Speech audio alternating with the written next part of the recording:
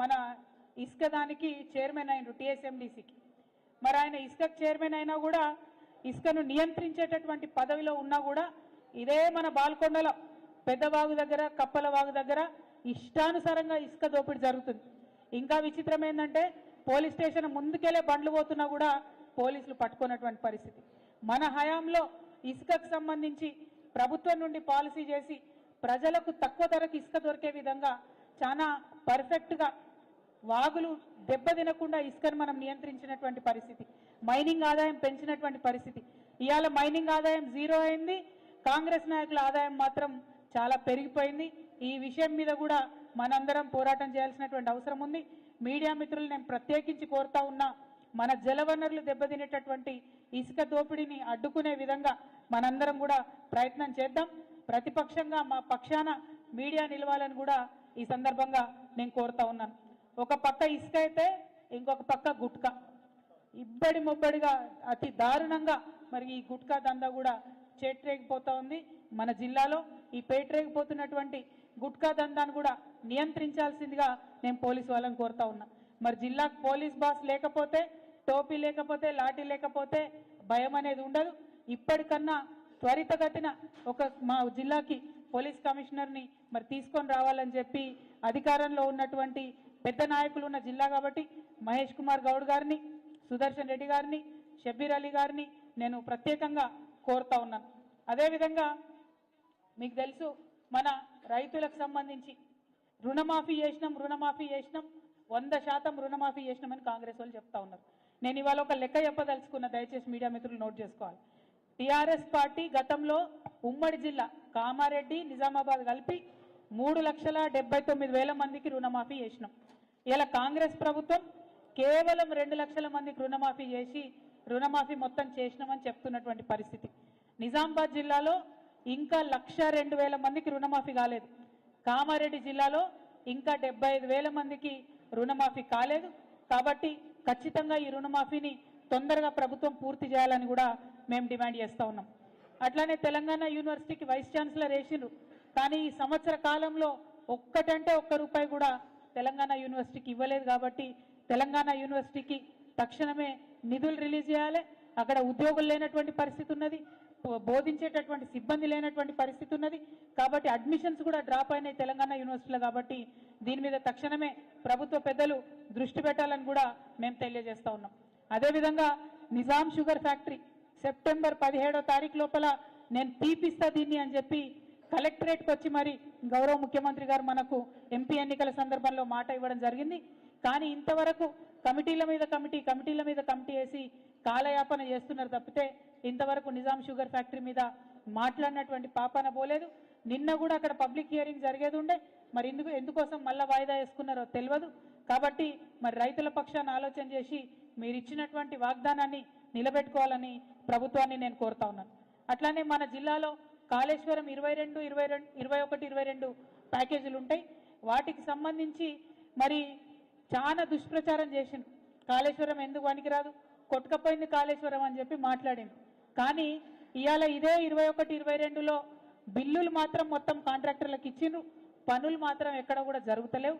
కాబట్టి త్వరితగతిన ఈ కాళేశ్వరం ప్యాకేజ్ 21, 22 పనులన్నీ కూడా చేయాలని చెప్పి నేను ఈ ప్రభుత్వాన్ని డిమాండ్ చేస్తా ఉన్నాను.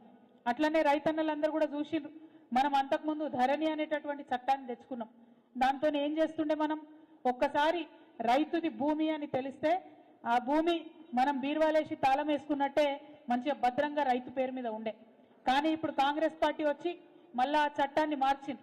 ఏం చేస్తారట, మళ్ళా ఈ భూమి ఈ రైతుదని తెలిసిన తర్వాత కూడా ప్రతి సంవత్సరం మళ్ళా గ్రామాల్లో ఉండే రెవెన్యూ అధికారులు వస్తారు, ప్రతి సంవత్సరం ఈ భూమి నీదైనా కాదా అని చెప్పి మాట్లాడతారు, ప్రతి సంవత్సరం మళ్ళా కొత్త పహానీ రాస్తారు. అంటే మళ్ళా పాత సిస్టంలో సరికొత్తగా రైతులను మరి నరకయాతన పెట్టడానికి భూమాత అనేటటువంటి కొత్త చట్టాన్ని, భూభారతి అనే కొత్త చట్టాన్ని తీసుకొచ్చిండ్రు.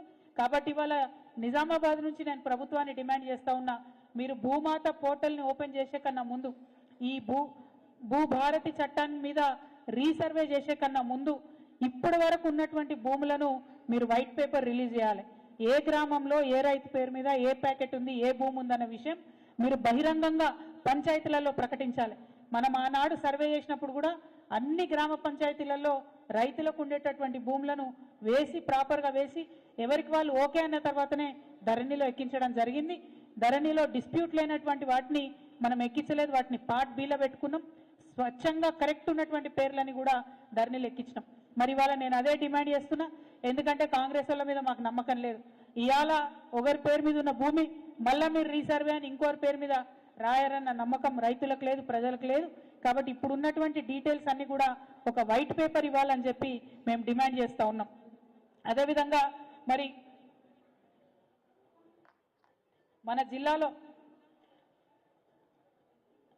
జిల్లాలో మొట్టమొదట మహేష్ కుమార్ గౌడ్ గారు ఆయన పిసిసి ప్రెసిడెంట్ అయి వచ్చినాక భరోసా ఇచ్చేటట్టు మాట్లాడతారేమో, మరి మన జిల్లాకు అభివృద్ధికి తీసుకొస్తారేమో, నిధులు తెస్తారేమో, వరదలాగా నిధులు వస్తాయేమో, చాలా మొత్తం పార్టీ నాయకుడే మన జిల్లా నుంచి ఉన్నాడని అనుకున్నాం.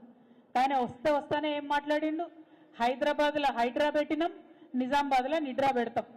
ఇక్కడ చిన్న చిన్న వ్యాపారాలు చేసుకునే రియల్ ఎస్టేట్ వ్యాపారులందరూ కూడా కంప్లీట్గా మునిగిపోయినటువంటి పరిస్థితి. పేద ప్రజలందరూ భయంతో ఉన్నటువంటి పరిస్థితి. నిజామాబాద్ చుట్టుముట్టు ఉన్నటువంటి వాళ్ళందరినీ నిడ్రా పేరు పెట్టి మళ్ళా బుల్డోజర్లు పెట్టి కూలగొడతామని చెప్పి మహేష్ కుమార్ గౌడ్ గారు మాట్లాడినటువంటి పరిస్థితి. నేను ఇవాళ మహేష్ కుమార్ అన్నను ఒకటే రిక్వెస్ట్ చేస్తా ఉన్నా, అన్న మనం నిజామాబాద్ వాళ్ళం, మీరు మంచి పెద్ద పదవిలో ఉన్నారు, కాంగ్రెస్ పార్టీలో అత్యున్నతమైనటువంటి పదవిలో ఉన్నారు, కాబట్టి మీరు మన జిల్లాకు నిధులు తీసుకురండి, మన జిల్లా శాంతి భద్రతలను కాపాడే విధంగా తొందరగా పోలీస్ కమిషనర్ని తీసుకురండి. హైడ్రాతో అక్కడ హైదరాబాద్ ప్రజలు ఆగమైనరు, ఇక్కడికి నిడ్రా మాత్రం దయచేసి తీసుకొని రాకండి. పేద ప్రజలకు అవకాశం ఉన్న చోట తరలించండి, నదులను రక్షించండి. ఒక బాధ్యత కలిగినటువంటి ప్రతిపక్షంగా మేము మీకు సహకారం అందిస్తాం.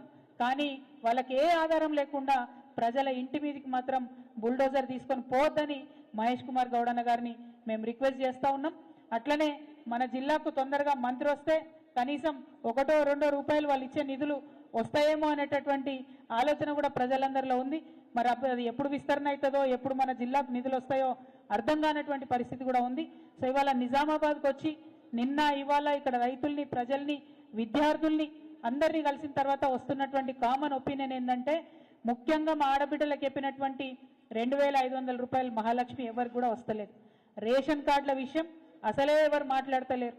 ఇవాళ సంక్రాంతి వస్తుంది, సంక్రాంతి రాగానే రేషన్ కార్డులు తొందరగా ఇవ్వాలని, మా ఆడబిడ్డలకు 2500 ఇవ్వాలని, కళ్యాణ లక్ష్మితో పాటు తులం బంగారం ఇవ్వాలని, ఏదైతే ముస్లిం సోదరులకు షాదీ ముబారక్లో 1,60,000 ఇచ్చి మళ్ళా తులం బంగారం ఇస్తామని చెప్పినరో అది ఇవ్వాలని, మా ఆడపిల్లలకు 18 ఏళ్ళు నిండిన వాళ్లకు స్కూటీలు ఇవ్వాలని, ఉద్యోగాలు ప్రకటన చేయాలని, ఉద్యోగులకు ఉన్నటువంటి పెండింగ్ డిఏలను, బకాయిలను రిలీజ్ చేయాలని, అన్నిటికన్నా ఎక్కువ రైతు భరోసా అత్యంత తొందరగా ఇవ్వాలని చెప్పి డిమాండ్ చేస్తూ ఉన్నాం. ఇవాళ ఎక్కడ చూసినా రైతులు చనిపోతే కేసీఆర్ గారు ఉన్నప్పుడు 5వ రోజుకి ఇంటికి 5 లక్షలు పోయేటటువంటి పరిస్థితి ఉండే. ఇవాళ నెల అవుతుంది, 2 నెలలు అవుతుంది, ఎంతో మంది రైతులకు మరి రానటువంటి పరిస్థితి. మరి రైతు బీమా మీరు ప్రభుత్వం నుంచి కట్టినరా కట్టలేదా ఆ విషయం దయచేసి రైతులకు క్లారిటీ ఇవ్వాలని చెప్పి మేము డిమాండ్ చేస్తూ ఉన్నాం. ఇట్లా ఏ అంశం చూసినా మంచి లేనటువంటి పరిస్థితి